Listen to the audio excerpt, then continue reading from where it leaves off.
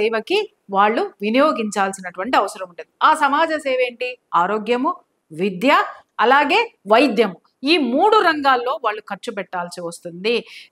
దాన్నే corporate social service అంటారనమాట.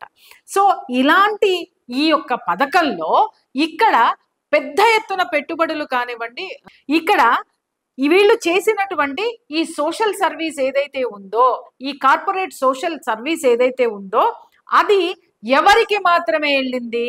ఇక్కడ భారతదేశంలో విపరీతమైనటువంటి వినియోగదారులు ఉన్నారు.